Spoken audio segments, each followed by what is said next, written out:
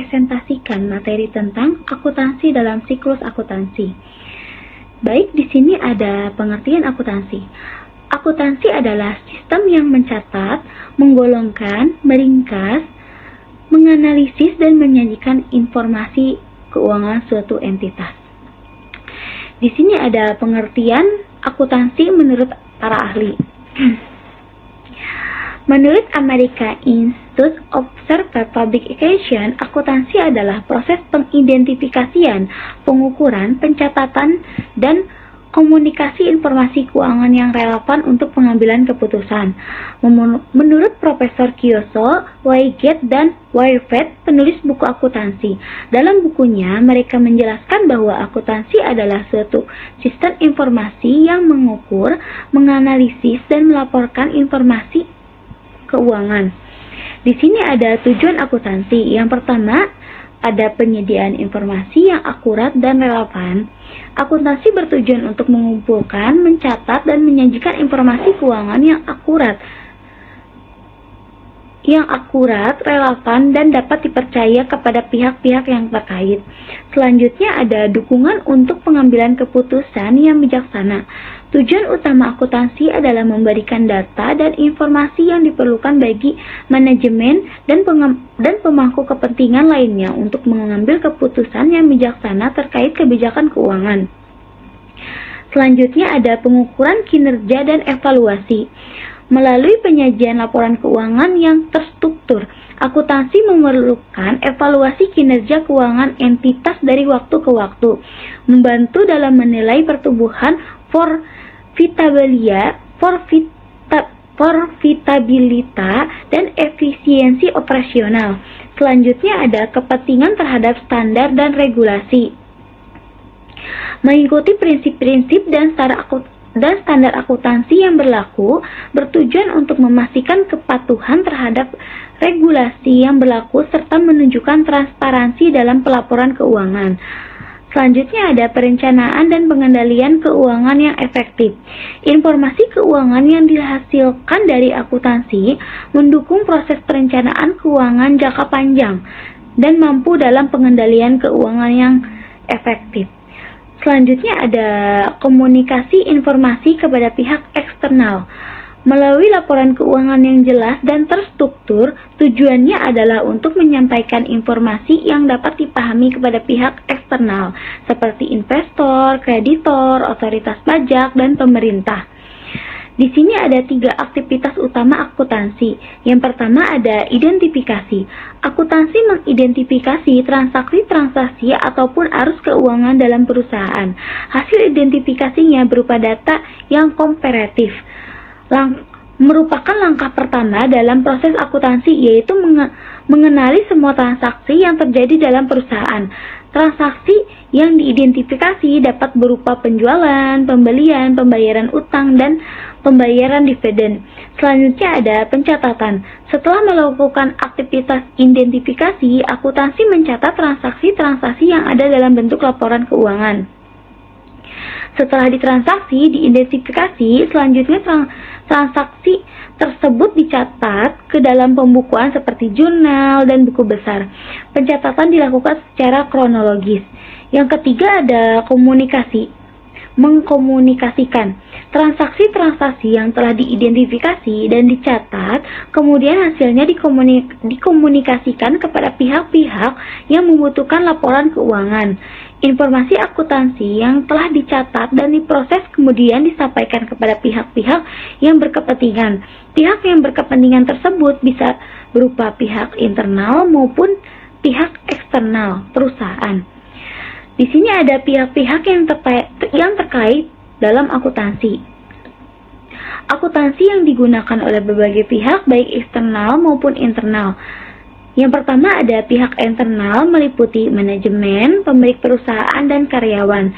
Dan pihak eksternal meliputi investor, kreditor, pemerintah, konsumen, masyarakat, lembaga keuangan, dan otoritas pajak. Akuntansi menghasilkan informasi yang dapat digunakan untuk pengambilan keputusan sehingga memungkinkan pemangku kepentingan untuk memahami kondisi keuangan suatu entitas. Di sini saya akan menjelaskan pihak-pihak yang terkait dalam pihak eksternal. Yang pertama ada manajemen. Pihak manajemen dianggap sebagai pemilik perusahaan karena mereka memiliki tanggung jawab atas berbagai kegiatan sehari-hari perusahaan. Pada dasarnya, mereka akan menjalankan perusahaan melalui fungsi-fungsi manajerial yang tersedia. Hal ini seperti melakukan perencanaan, perumusan strategi, pengendalian operasional, organisasi, staf administrasi. Setiap fungsi tersebut memiliki kerangka keuangan dan ekonomi organisasi, sehingga para manajemen dan direktur membutuhkan informasi akuntansi untuk menentukan tujuan organisasinya. Selanjutnya ada pemilik perusahaan dan karyawan. Pemilik perusahaan akan menggunakan informasi akuntansi sebagai tools untuk mengidentifikasikan modal dalam memulai dan juga menjalankan bisnis agar sesuai dengan tujuan utama perusahaan. Mereka juga memerlukan informasi keuangan yang akurat untuk mengetahui hal apa saja yang sudah mereka peroleh atau mengalami kerugian dalam kurun waktu tertentu. Informasi yang penting ini juga akan memfasilitasi penilaian performa manajer perusahaan dalam hal mengevaluasikan efisiensi dan aktivitasnya. Selanjutnya ada pihak eksternal. Di sini ada investor. Setiap investor adalah pemakai informasi akuntansi perusahaan karena nantinya mereka akan menanam dana pada suatu perusahaan. Jika mereka tidak mengetahui penggunaan dana yang akan digunakan oleh perusahaan, maka modal mereka akan sia-sia. Selanjutnya ada kreditor atau pemberi pinjaman. Adalah mereka yang menyediakan sumber dana pilihan untuk suatu perusahaan. Biasanya para pemberi pinjaman dana akan menyediakan modal hutang kepada perusahaan dan umumnya mereka akan mendapatkan untung berupa bunga. Contohnya, nyata memberi pinjaman adalah pemegang surat utang di perusahaan, bank, atau lembaga keuangan lainnya yang memberikan pinjaman. Keperluan untuk menggunakan informasi akuntansi secara aktual terkait kinerja keuangan. Juga dengan posisi keuangan perusahaan adalah untuk menilai apakah perusahaan tersebut cukup menguntungkan dalam hal membayar bunga pinjaman ataukah tidak. Selanjutnya ada instansi pemerintah. Instansi pemerintah harus bisa memastikan bahwa pemakai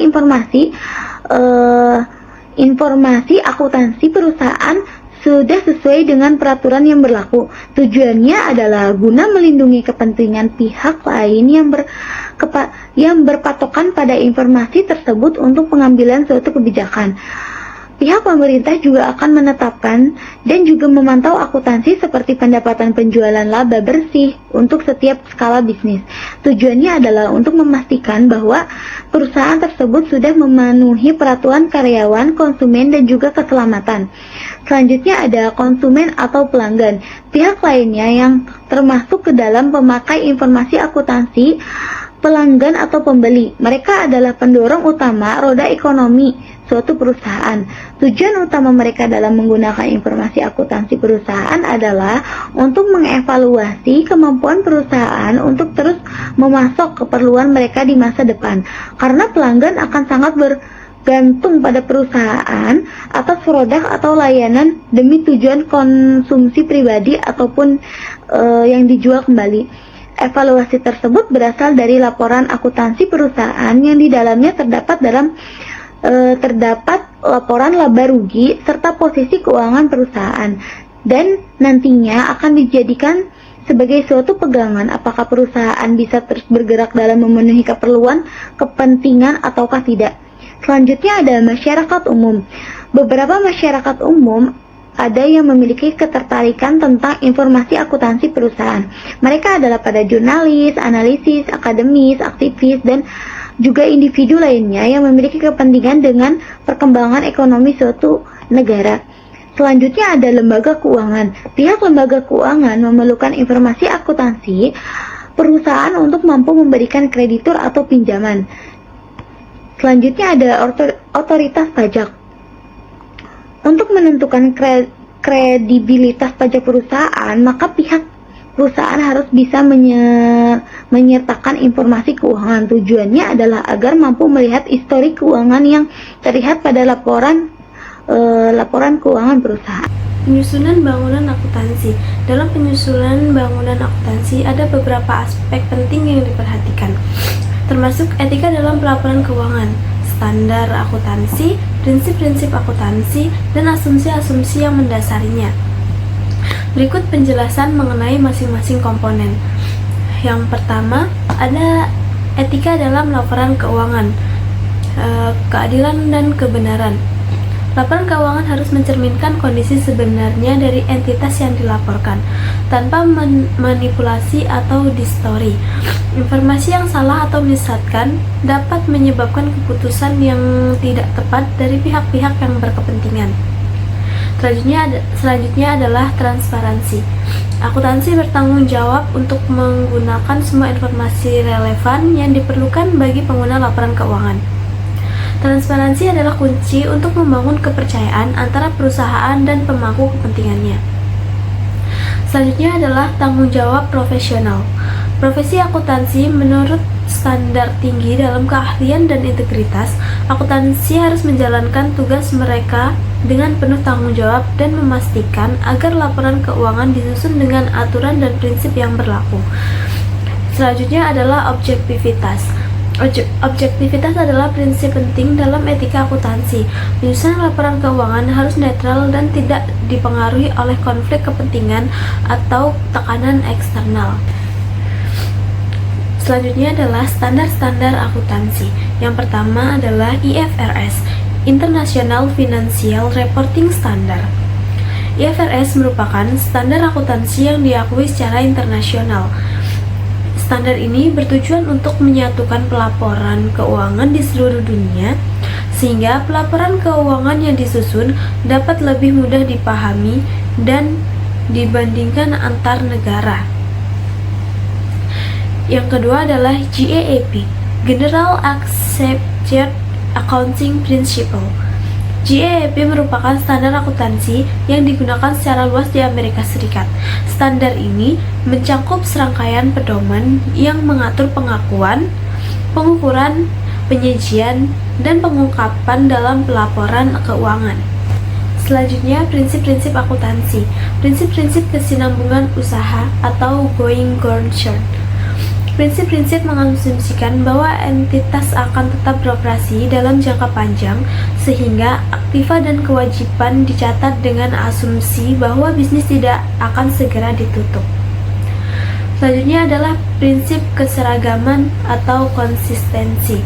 Metode akuntansi yang digunakan harus konsisten dari periode ke periode agar laporan keuangan dapat dibandingkan secara andal. Selanjutnya adalah prinsip pengakuan pendapatan. Pendapatan harus diakui pada saat barang atau jasa diberikan kepada pelanggan, bukan saat uang diterima.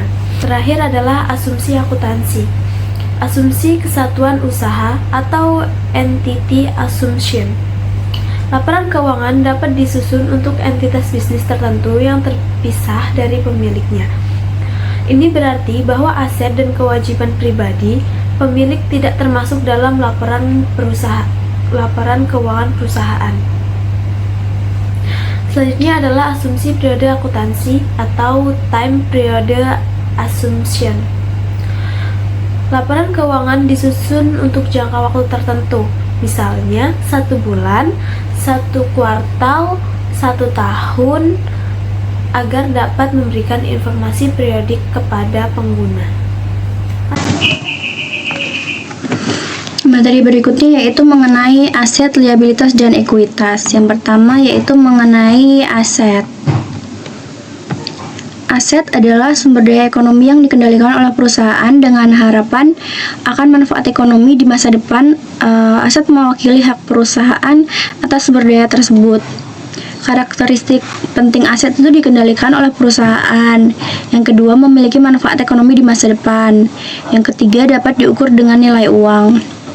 Nah, aset ini dikelompokkan menjadi dua jenis. Yang pertama, aset lancar atau current asset. Aset lancar ini adalah aset yang mudah dan cepat dikonversi menjadi uang tunai dalam waktu yang singkat atau 1 tahun atau siklus operasi perusahaan. Aset lancar dianggap sebagai aset paling liquid yang dimiliki oleh perusahaan. Contohnya seperti kas, piutang usaha, persediaan barang dagangan, beban dibayar di muka, misalnya seperti sewa dibayar di muka. Yang kedua yaitu aset tidak lancar atau non-current asset. Adalah aset yang tidak mudah atau cepat dikonversi menjadi uang tunai dalam kurun waktu 1 tahun. Aset ini umumnya digunakan untuk kegiatan operasi perusahaan jangka panjang. Contohnya seperti aset tidak lancar seperti tanah dan bangunan, peralatan dan mesin, hak paten dan merek dagang, serta investasi jangka panjang. Yang kedua yaitu mengenai liability. Liability apa sih? Liability atau kewajiban adalah utang perusahaan yang harus dibayarkan kepada pihak lain pada tanggal tertentu di masa depan. Liabilitas merupakan kewajiban perusahaan untuk memenuhi komitmennya kepada pihak lain. Liabilitas atau kewajiban disajikan dalam laporan posisi keuangan pada sisi sebelah kanan. Urutan penyajian liabilitas dimulai dari kewajiban yang memiliki jatuh tempo paling pendek. Nah, liabilitas ini dibagi menjadi 2. Yang pertama yaitu kewajiban jangka pendek atau short term liabilities. Adalah kewajiban yang diperkirakan dapat diselesaikan atau dilunasi dalam jangka waktu kurang dari 1 tahun. Contohnya seperti utang gaji, utang utilitas, pendapatan diterima di muka, dan utang usaha. Kemudian yang kedua yaitu kewajiban jangka panjang atau long term liabilities. Adalah kewajiban yang memiliki jatuh tempo lebih dari 1 tahun. Contohnya seperti kewajiban utang bank. Nah, karakteristik penting liabilitasnya dibagi menjadi 3. Yang pertama, utang yang harus dibayarkan. Perusahaan memiliki kewajiban hukum atau kontraktual untuk membayar kewajiban tersebut. Yang kedua yaitu jatuh tempo pada tanggal tertentu. Kewajiban harus dibayarkan pada tanggal yang telah disepakati oleh pihak lain. Yang ketiga yaitu dapat diukur dengan nilai uang. Nilai kewajiban dapat diukur secara moneter dan dicatat dalam laporan keuangan. Nah, yang ketiga itu ekuitas. Ekuitas sendiri itu adalah hak pemilik terhadap aset perusahaan dalam neraca setelah dikurangi dengan kewajiban atau liabilitas perusahaan. Sebagian berpendapat bahwa ekuitas adalah besaran harta yang harus dikeluarkan untuk dapat menjalankan operasional perusahaan. Maka dari itu, ekuitas juga disebut sebagai modal. Tujuan ekuitas adalah memberikan informasi sumber nilainya berupa laporan perubahan ekuitas. Merujuk pada PSAK atau Pernyataan Standar Akuntansi Keuangan, cara menghitung ekuitas adalah dengan mencari selisih antara aktiva dan pasiva. Sehingga rumus ekuitas dapat diteruskan menjadi ekuitas sama dengan aktiva dikurangi pasiva. Jenis-jenis ekuitas ini ada 4. Yang pertama, ekuitas milik perusahaan, yaitu besaran modal yang dimiliki oleh pemilik perusahaan sehingga seluruh keuntungan akan masuk ke pemilik usaha dan tidak ke bursa efek. Yang kedua, ekuitas rumah, yaitu merupakan besar nilai rumah setelah dikurangi utang hipoteknya. Yang ketiga yaitu ekuitas pemegang saham, yaitu semua uang yang akan dibayarkan kepada para pemegang saham ketika seluruh aset dicarikan dalam hutang perusahaan sudah dibayarkan. Yang keempat yaitu pembiayaan ekuitas, yaitu sebuah upaya untuk mendapatkan modal ketika perusahaan berjalan dengan baik namun belum mendapatkan profit yang berarti. Contoh ekuitas tuh seperti saham, modal, sumbangan atau donated capital atau laba ditahan, agio dan disagio, serta selisih penilaian kembali.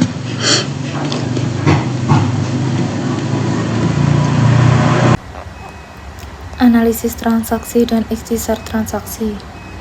Pak Hudawa mendirikan usaha transportasi yang diberi nama Usaha Angkutan Hudawa, disingkat AU Hudawa pada bulan Oktober. Ikhtisarnya, transaksi pertama, Pak Hudawa mengambil tabungan pribadinya sebesar 80 juta guna untuk menjalankan kegiatan usahanya. Akibat dari transaksi ini akan menambah aktiva perusahaan berupa kas, dan di lain pihak akan menambah modal dengan jumlah yang sama. Sesudah transaksi tersebut terjadi, persamaan akuntansi pada UA Hudawa akan tampak sebagai berikut. Kas bertambah 80 juta dan modal bertambah 80 juta. Perlu dicatat di sini bahwa persamaan tersebut adalah persamaan untuk usaha Hudawa, yaitu perusahaan angkutan UA Hudawa.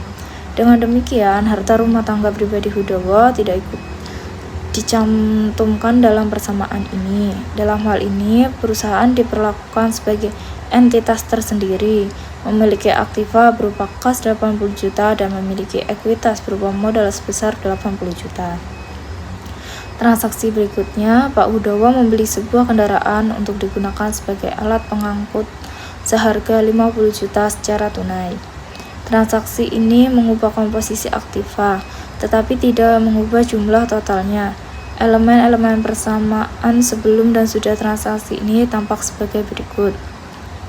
Kas berkurang 50 juta dan alat angkut bertambah 50 juta. Transaksi tersebut juga tidak mengubah keseimbangan antara aktiva dan ekuitas. Komposisi aktiva berubah, sekarang terdiri atas kas 30 juta dan alat angkut 50 juta. Transaksi ketiga, selama bulan tersebut Hudawa membeli bensin, oli dari berbagai pihak yang akan dibayar kemudian. Seluruhnya berjumlah 3.850. Jenis transaksi ini dikenal dengan pembelian secara kredit dan utang yang timbul disebut utang dagang atau utang usaha. Dalam praktik, setiap pembelian akan dicatat pada saat terjadinya dan untuk itu digunakan catatan terpisah untuk setiap kreditur. Efek dari transaksi ini akan menambah aktiva dan menambah utang dagang masing-masing sebesar 3.850. Transaksi keempat, selama bulan tersebut telah dibayar utang kepada kreditur sebanyak 2.500.000. Transaksi ini akan mengurangi jumlah aktiva maupun utang, sehingga persamaan akuntansinya menjadi sebagai berikut. Kas berkurang 2.500.000 dan utang usaha berkurang 2.500.000. Karena tujuan didirikannya perusahaan adalah untuk mencari laba atau dengan kata lain ingin menambah jumlah ekuitasnya atau modal pemiliknya. Untuk itu perusahaan harus melakukan kegiatannya, yaitu menjual barang atau jasa. Penjualan barang atau jasa dapat dilakukan bila perusahaan memiliki barang atau jasa itu. Kalau tidak memilikinya, perusahaan harus mengusahakan untuk dapat memperolehnya. Usaha ini tentu saja membutuhkan biaya atau beban. Beban ini akhirnya akan dibandingkan dengan pendapatannya untuk dapat menghitung pertambahan bersih modal pemilik. Dengan demikian, transaksi pendapatan atau penjualan akan menambah jumlah modal pemilik. Sedangkan transaksi beban akan mengurangi modal pemilik. Kenaikan modal bersih ini akan merupakan laba yang diperoleh untuk masa tersebut. Transaksi kelima, apabila selama bulan tersebut transaksi pendapatan usaha angkutan Hudawa adalah sebagai berikut. Pendapatan sewa mobil 6 juta, yang 2 juta diterima per tunai atau kas, sedangkan sisanya 4 juta baru akan dibayar setelah sebulan lagi. Transaksi tersebut menyangkut elemen kas, piutang usaha atau tagihan, serta modal dan akan tampak dalam persamaan akuntansi sebagai berikut. Kas bertambah 2 juta, piutang usaha bertambah 4 juta, dan modal Hudawa bertambah 6 juta. Kemudian transaksi ke-6. Selama bulan tersebut, dalam usahanya untuk memperoleh pendapatan sewa, perusahaan mengeluarkan kas untuk membayar biaya-biaya sebagai berikut.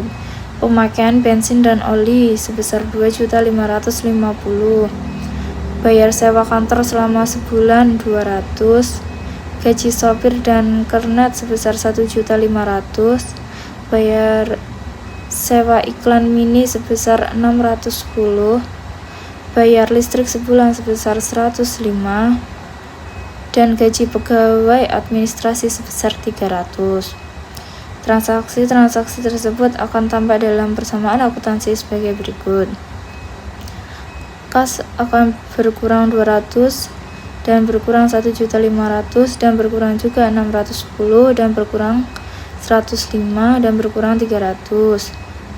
Kemudian modal Hudowo berkurang 2.550 dan berkurang juga 200 dan berkurang juga 1.500.000 dan berkurang 610 dan berkurang 105 dan berkurang 300.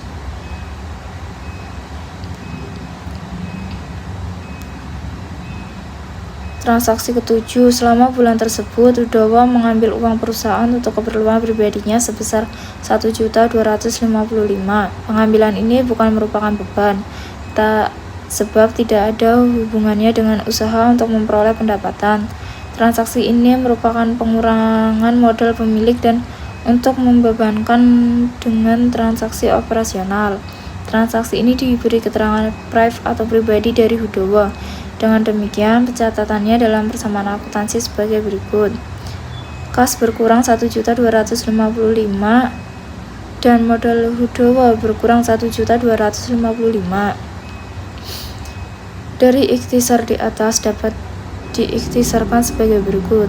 Efek transaksi dapat dinyatakan dalam istilah penambahan dan atau pengurangan dalam satu atau lebih unsur-unsur persamaan akuntansi, aktiva, utang, dan modal. Persamaan yang ada dalam dua sisi persamaan akuntansi selalu seimbang. Bila terjadi ketidaksamaan antara sisi kiri dan sisi kanan, pasti terdapat kesalahan di dalam pencatatan.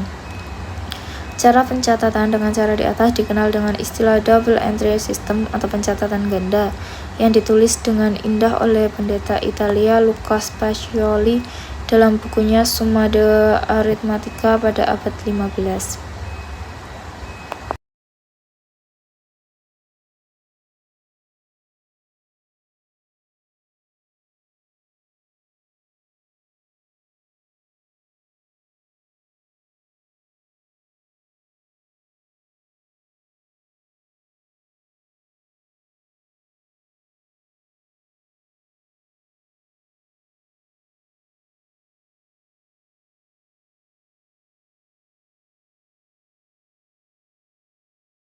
Selanjutnya saya akan menjelaskan materi laporan keuangan. Laporan keuangan atau dalam bahasa Inggris disebut juga dengan financial statement disusun guna menyediakan informasi terkait dengan posisi keuangan, perubahan pada posisi keuangan, dan kinerja suatu entitas sehingga laporan keuangan tersebut dapat bermanfaat bagi para penggunanya, terutama dalam proses pengambilan keputusan. Dalam suatu organisasi ataupun perusahaan, laporan keuangan biasanya terbagi menjadi 5. Yang pertama adalah laporan posisi keuangan, yang kedua adalah laporan laba rugi, yang ketiga adalah laporan perubahan modal, yang keempat adalah laporan arus kas, dan yang kelima ada catatan atas laporan keuangan. Saya akan menjelaskan dari poin 1 sampai 3. Yang pertama ada laporan posisi keuangan.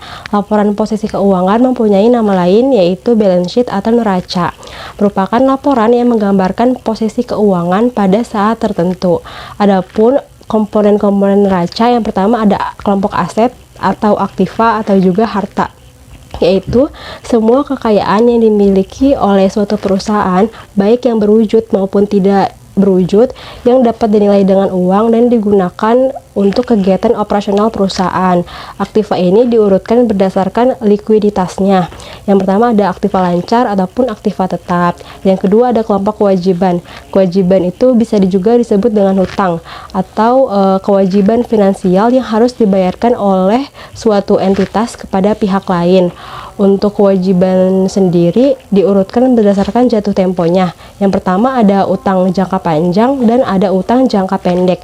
Yang ketiga itu ada kelompok ekuitas. Ekuitas atau disebut juga dengan modal, yaitu hak kekayaan pemilik perusahaan yang menjadi hak pemilik. Yang kedua ada laporan laba rugi. Laporan laba rugi atau dalam bahasa Inggris disebut juga dengan income statement merupakan laporan keuangan yang melaporkan mengenai aktivitas operasional perusahaan dengan memperhitungkan pendapatan dan beban-beban selama satu periode yang kemudian dapat ditentukan apakah laba ataupun rugi. Selisih antara pendapatan dan biaya disebut juga dengan laba bersih. Jika pendapatan lebih besar daripada biaya, maka dapat dikatakan dengan laba. Sebaliknya, jika pendapatan lebih kecil daripada biaya, maka disebut dengan rugi. Adapun komponen-komponen dari laporan laba rugi, yang pertama ada pendapatan usaha atau biasa juga disebut dengan service revenue, yaitu pendapatan yang berasal dari kegiatan utama perusahaan. Yang kedua ada beban operasional atau beban yang dikeluarkan untuk mendanai kegiatan utama perusahaan. Contohnya adalah beban gaji, beban administrasi, dan beban lain-lain. Yang ketiga ada pendapatan di luar usaha atau other income, yaitu pendapatan yang diperoleh dari kegiatan lain di luar kegiatan utama perusahaan. Contohnya pendapatan di luar usaha ataupun pendapatan bunga. Yang keempat ada beban di luar usaha atau other expense, yaitu beban yang dikeluarkan untuk mendanai kegiatan lain di luar kegiatan utama perusahaan. Contohnya itu ada beban bunga dan juga beban administrasi. Yang ketiga ada laporan perubahan ekuitas atau laporan perubahan modal. Laporan perubahan ekuitas merupakan laporan keuangan yang menunjukkan perubahan ekuitas selama satu periode. Adapun komponen-komponen dari laporan ekuitas adalah yang pertama modal awal, yaitu investasi awal atau penambah investasi. Yang kedua adalah laba atau rugi. Jika laba akan menambah modal perusahaan, sebaliknya jika rugi akan mengurangi modal perusahaan. Yang ketiga ada pengambilan pribadi atau PRIV, yaitu pengambilan untuk kepentingan pribadi di luar kepentingan perusahaan. Yang keempat ada modal akhir, yaitu modal awal ditambah laba atau dikurangi rugi dan juga PRIV. Berikutnya adalah laporan arus kas. Dalam siklus akuntansi, dokumen yang merekam semua aliran masuk dan keluar selama periode akuntansi tertentu. Di sini ada contoh dari PT Gia Makmur, yaitu laporan arus kas untuk tahun terakhir yang berakhir 31 Desember 2016. Ada arus kas dari aktivitas operasi, yaitu penjualan dari pelanggan sebesar 19 juta, ada pembayaran ke pemasok 8 juta, pembayaran gaji ke karyawan 3 juta, 19 juta dikurangi 8 juta, dikurangi 3 juta, jadi sisa 8 juta. Kas bersih dari aktivitas operasi totalnya 8 juta. Lalu ada arus kas dari aktivitas investasi, yaitu ada pembelian peralatan sebesar 6 juta. Lalu ada kas bersih yang digunakan untuk aktivitas investasi sebesar 6 juta. 8 juta dikurangi 6 juta, sisa 4 juta. Setelah itu ada arus kas dari aktivitas pendanaan, pinjaman dari kreditur sebesar 2 juta, ada penerbitan saham sebesar 1 juta, dan pembayaran dividen sebesar 2 juta. Setelah itu 4 juta dikurangi 2 juta dikurangi 1 juta, sisa 3 juta. Selanjutnya, saya akan menjelaskan tentang catatan atas laporan keuangan. Pada laporan keuangan, sudah disajikan angka-angka akuntansi yang tidak selalu menginformasikan secara jelas atau berupa informasi kualitatif yang menjelaskan maksud dari angka-angka tersebut. Agar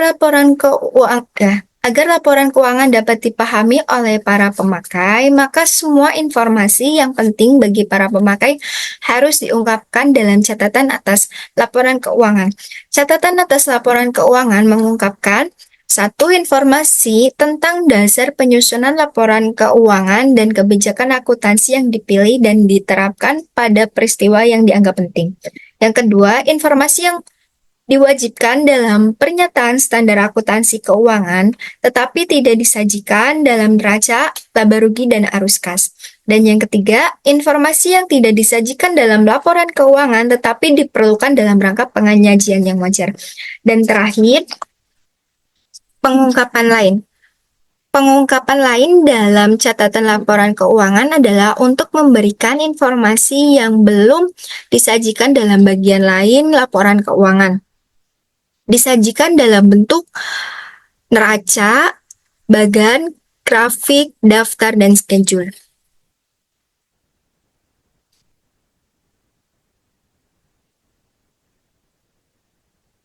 Nah, ada format laporan keuangan, yaitu ada laporan keuangan neraca dan laporan laba rugi.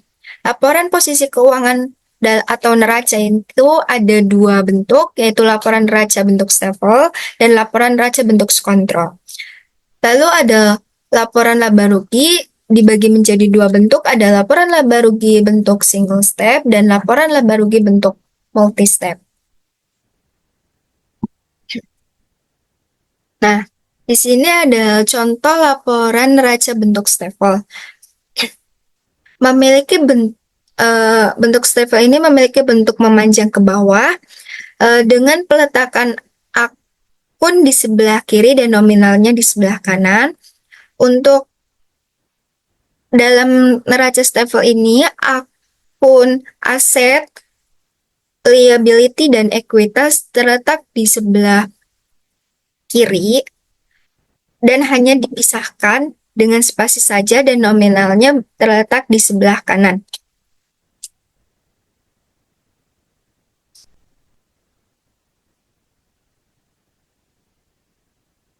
Lalu ada neraca bentuk kontrol. Neraca bentuk kontrol ini memiliki bentuk memanjang ke samping dengan akun aset, kewajiban, dan ekuitas yang dipisahkan menjadi dua lajur.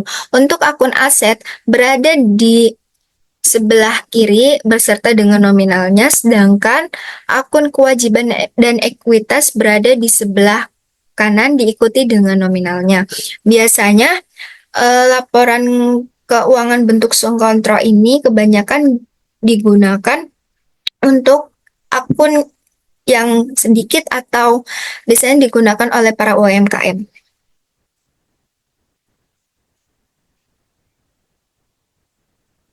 Lalu ada laporan posisi laba rugi bentuk single step. Laporan laba rugi bentuk single step adalah laporan laba rugi yang menyajikan jumlah pendapatan dan biaya secara keseluruhan tanpa memisahkan jenis pendapatan dan biaya tertentu. Laporan ini merupakan salah satu bentuk laporan laba rugi yang paling sederhana dan mudah dipahami.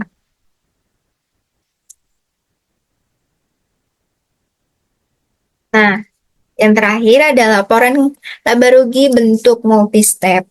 Laporan laba rugi bentuk multi-step ini adalah jenis laporan keuangan yang menggunakan beberapa langkah dalam menghitung pendapatan biaya. Metode ini lebih kompleks karena mengorganisir pendapatan biaya dan biaya ke dalam beberapa kategori. Laporan laba rugi multi-step yaitu memiliki 3 langkah, diantaranya pendapatan operasional, biaya operasional, dan laba kotor.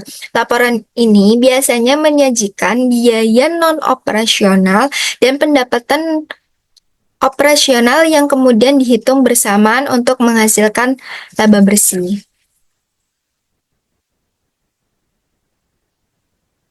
Nah, kesimpulannya, laporan keuangan merupakan kumpulan dari informasi keuangan perusahaan yang digunakan oleh pihak-pihak yang bersangkutan untuk membantu dalam proses pengambilan keputusan. Laporan keuangan yang disiapkan oleh perusahaan umumnya terdiri atas neraca, laporan laba rugi, laporan perubahan modal, laporan arus kas, dan catatan atas laporan keuangan. Dan selanjutnya saya akan kembalikan kepada moderator. Terima kasih.